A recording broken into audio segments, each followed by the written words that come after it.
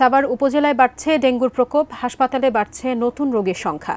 স্বাস্থ্য কর্মকর্তা জানান, এবছর ফেব্রুয়ারিতেই ডেঙ্গু নিয়ে সতর্কতা দিলেও তা আমলে নেয়নি সাভার পৌরসভা। বিস্তারিত জানাতে সাভার উপজেলা স্বাস্থ্য কমপ্লেক্স থেকে যুক্ত হচ্ছেন প্রতিনিধি কামরুজ্জামান।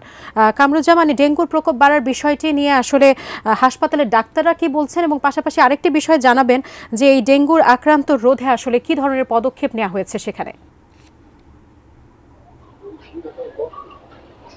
জি, ধন্যবাদ। আমি এই মুহূর্তে রয়েছি সাভার উপজেলা স্বাস্থ্য কমপ্লেক্সের সামনে।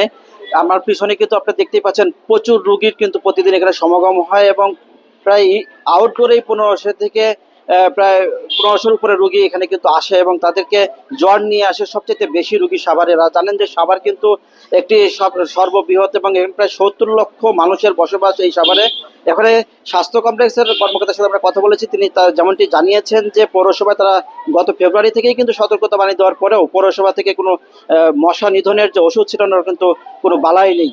এবং আমরা আজকেও সকালে এসেছি এবং এই হাসপাতালে কিন্তু এই মাসে 22 জন রোগী কিন্তু ভর্তি রয়েছে হাসপাতালে এবং কয়েকজন কিন্তু ভালো হয়ে বাড়িতে ফিরে গিয়েছে ভালোভাবেই, এবং এখন পর্যন্ত 4 জন ভর্তি রয়েছে আমাদেরকে যেমনটি জানিয়েছে। আমাদের এখানে উপস্থিত রয়েছেন এই পরিবার পরিকল্পনা যিনি স্বাস্থ্য কর্মকর্তা, যিনি প্রধান স্বাস্থ্য কর্মকর্তা সাইমুল হুদা, তার সাথে কথা বলবো যে কি অবস্থা। ধন্যবাদ। আমরা প্রথমত আমাদের আঙ্গিনা পরিচ্ছন্ন রাখছি, পাশাপাশি পৌরসভা সহ স্বেচ্ছাসেবকদেরকে আমরা অবহিত করেছি যেন নিজ দায়িত্বে যার যার আঙ্গিনা পরিচ্ছন্ন রাখেন।